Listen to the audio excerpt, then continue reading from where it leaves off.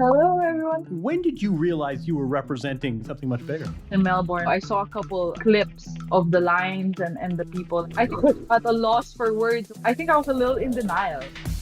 Alex Eala, the pride of the Philippines, shared something deeply personal, not a rehearsed statement for the press. What you heard was not the polished narrative of a media-coached athlete. It was the raw, unguarded memory of a 20-year-old woman in the midst of a high-stakes week at one of the world's most prestigious tennis tournaments.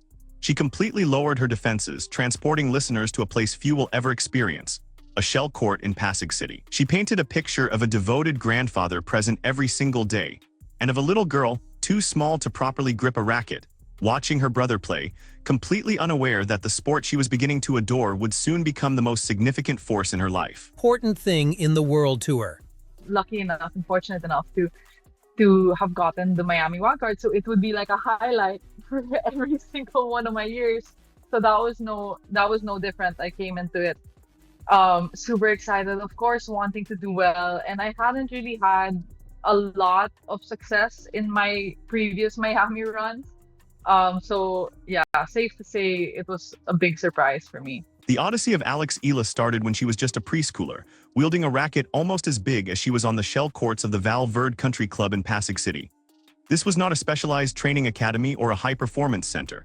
It was a simple country club in Metro Manila, a venue where tennis is treated as a recreational pastime, with courts available on a first-come, first-served basis. It was on this unassuming ground that the most accomplished Filipino tennis player in history first learned to swing. No tennis player in history took her first swing.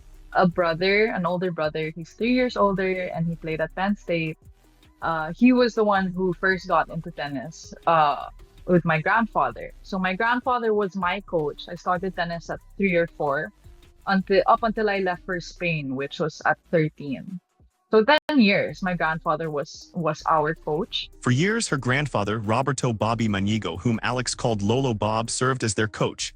He is not merely a side note in this narrative. He is the very bedrock upon which her career is built, the reason any of this became a reality.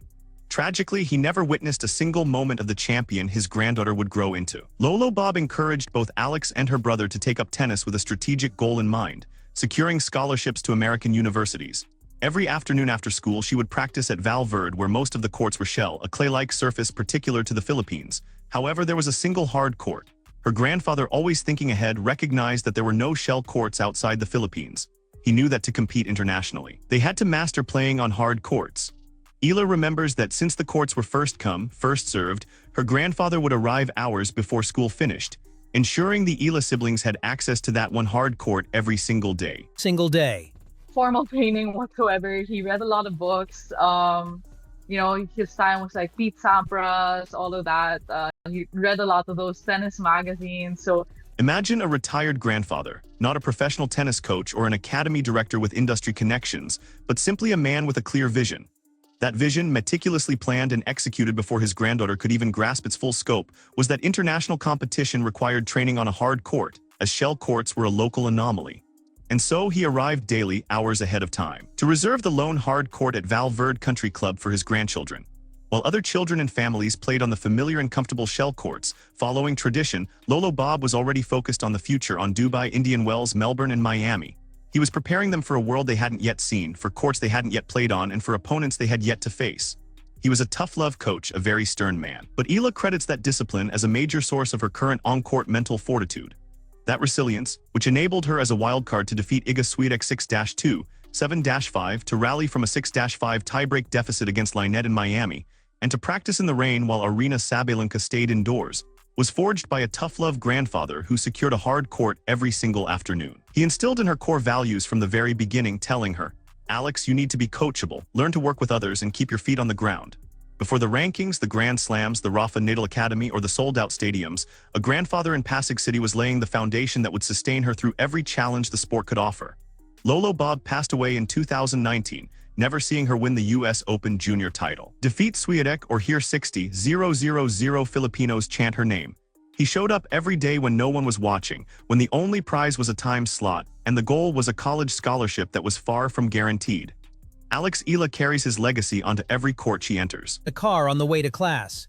the first interaction with Rafa, like in the academy space around that time, was not actually in the academy. So before of we did like a trial, like we'd go there, like do like 1 week, we'll see how it goes, you know. So my parents and my brother and I, we flew over, and in the Madrid airport, we just happened to pass by Rafa on the way to his academy, and we kind of chased him down. Like, Rafa, we're going to your academy. The story's trajectory shifted dramatically when it became clear that Pasig City was just the beginning.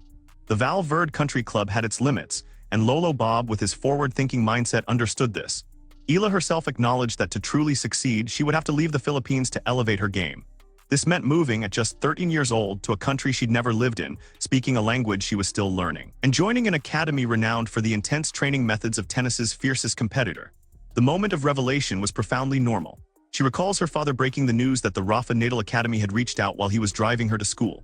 On a completely ordinary school day morning in Quezon City, her father, Mike, turned and told her that Rafael Nadal's academy in Mallorca, Spain, wanted her, and in that instant, her entire future was rewritten. She had consistently envisioned herself as a future professional tennis player. It wasn't a hope or a dream, but a settled fact in her mind. A 12-year-old girl, hearing that the world's most prestigious tennis academy was recruiting her, didn't react with shock, disbelief, or anxiety about leaving her home. Instead, her response was pragmatic. This is the best course of action. She had always known she would turn pro, and this was simply the path to get there. Such clarity is not typical for a 12-year-old facing a life-altering change. This extraordinary certainty was a direct result of Lolo Bob's influence, the years at Val Verde, and the daily lessons from a tough-love grandfather who preached being coachable and staying grounded. She had been training with professional-level seriousness since she was a small child. Of course, she was prepared. It was all she had ever known. Let's move ahead to her time at the Rafa Natal Academy. Because the years she spent in Mallorca from age 13 to 18, separated from her family in a foreign land, and competing against the world's top junior players were transformative. This period is what molded her raw, early intensity into a formidable presence that the WTA was unprepared for. At the 2022 US Open, Alex Eala clinched the girls' singles junior title, making history as the first Filipino to win a major junior championship. This was another first in a career defined by them. She had already been the first junior doubles champion at the 2020 Australian Open and the first in the 2021 French Open girls doubles. Now, she was the first in US Open singles, setting national records in a sport that had barely been part of the country's public consciousness. She reflected in Miami that such thoughts are almost unavoidable, as she was often the only Filipina at international tournaments growing up. It's difficult at such a young age to comprehend that you can have a significant impact on an entire nation. The realization of her influence has been a gradual, step-by-step process. The sole Filipina.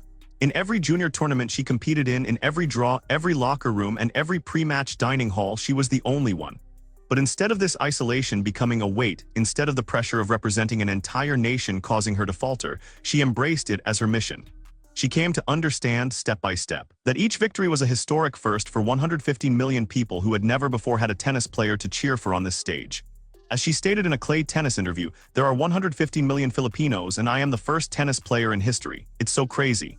It is an astounding fact. A nation with a vibrant and passionate sports culture, where Manny Pacquiao could once bring the country to a standstill, had never produced a top-tier professional tennis player until Alex Eala. Her journey has been a rapid climb from the ITF circuit to the WTA's top 30.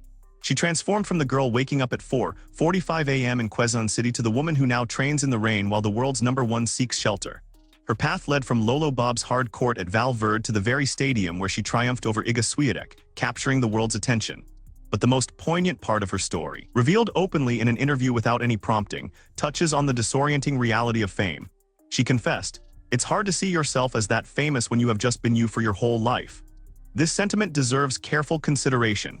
Every athlete who transitions from anonymity to global fame experiences this disconnect between their self-perception and the world's new perception of them. However, most athletes experience a gradual rise in fame, allowing them time to adjust. Alex Eala's ascent was meteoric. In just 14 days, she went from being ranked 140th to a Miami Open semifinalist. Within 2 weeks, she went from being unknown outside of tennis circles to having 115 million Filipinos follow her every move. At only 20 years old, she rocketed from being the lone Filipina in the draw to the most discussed player at the tournament. She emphasized in Miami, "I'm 20, I need to live my life. To have a life outside of tennis, enjoy it. Super important because the season is long and we're only in March." And it's only March. She's already defeated Siegemund and Lynette, attended the Met Gala of tennis, stood with Eric Spoelstra at Cassia Center, been featured by the Miami Heat as a powerhouse, and defended her spot in the round of 16 for a second straight year, all while navigating her new reality in the very places where she grew up. She stated, "When I was training, it was so intense, even from a young age, that I really believed that I was going to be a professional. This conviction was always there. It was built during 4:45 a.m. gym sessions as a 12-year-old, on the hard court Lolo Bob secured every afternoon, in the car when her father announced the call from the Rafa Natal Academy, and through every solitary junior tournament where she was the only Filipino representative. She carried the hopes of 115 million people before she even understood the weight of that responsibility. Her belief in herself was absolute, and eventually the world recognized what she already knew." She explained that her evolution as a player wasn't due to one specific match, but rather the combination of all the little lessons she absorbed from every contest. It wasn't the Swiatek victory, the Miami wildcard run, or playing on sold-out center courts that defined her. It was the accumulation of small, formative experiences, the lessons on Lolo Bob's hard court, the 5 a.m. workouts at age 12, the lonely junior tournaments, and the grind of the ITF circuit, a phase of her career she has already moved so far beyond that it's rarely mentioned. "The only thing I can give back to my country is to inspire," she said, and inspire she has. Her contribution extends beyond wins and rankings. It's about igniting a passion. Now, 115 million people who paid little attention to tennis in 2024 are avidly watching.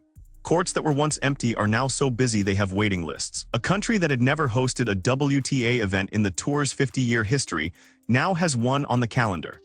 A sport that was once on the fringes of the national conversation is now a topic of discussion everywhere, from restaurants and daily commutes to workplaces and Filipino communities across the globe. She achieved all of this because of a grandfather who always showed up, because she woke up at 4:45 a.m., and because on an ordinary school morning her father said they called.